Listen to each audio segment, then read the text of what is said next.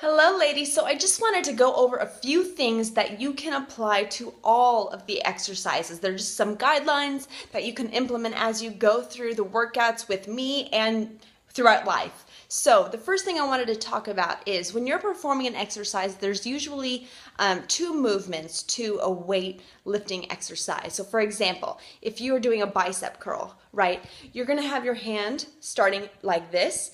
As you squeeze and contract that muscle, you're going to be exhaling, okay? Then as you release it, that's when you're going to be inhaling. So no matter what you're doing, whether it's a squat or a push-up, the difficult part of the movement is where you're exhaling, okay? And then as you return to the starting position, I want you to inhale.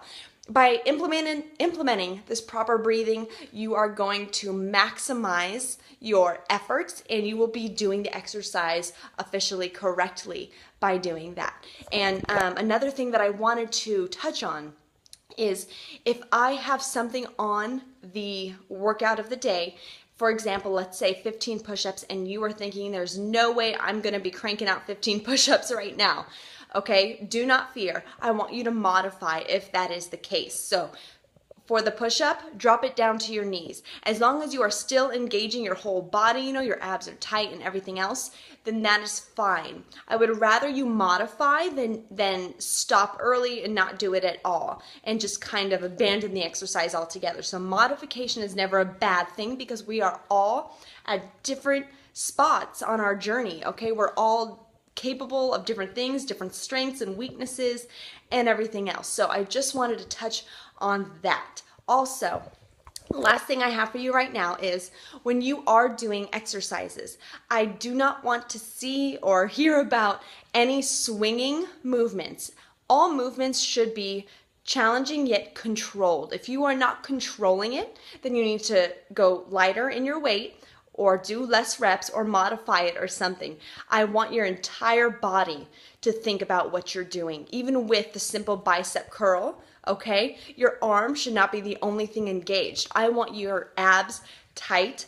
I want your stance sturdy and tight as well. Think of your whole body doing even the simplest of exercises, okay? By doing that, you are preventing yourself from injury, and by controlling these movements, you're not only getting the most out of the exercise with the one, isolated area, but also the full body, okay? Everything should incorporate the full body as you learn how to be physically aware of your body and train yourself in how to do things correctly, okay? I know it can be common to do an exercise and not really apply much thought to the rest of us. A general rule of thumb is going to be shoulders back and down. You'll hear me say that a lot.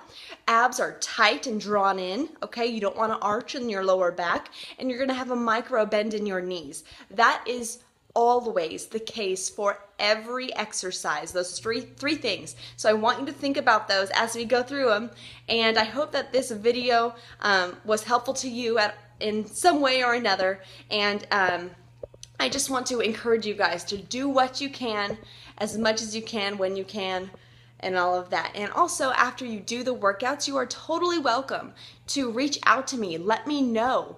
This portion was really a challenge for me. This part was super easy. Whatever it is, I would love feedback. That not only helps me out, by creating these workouts, but I also think that it will help you, because as you go through things, you will see how you're getting stronger, how you're growing, how it doesn't ever get easier, you just get stronger. So that is another reason why I would love feedback after you do the workouts.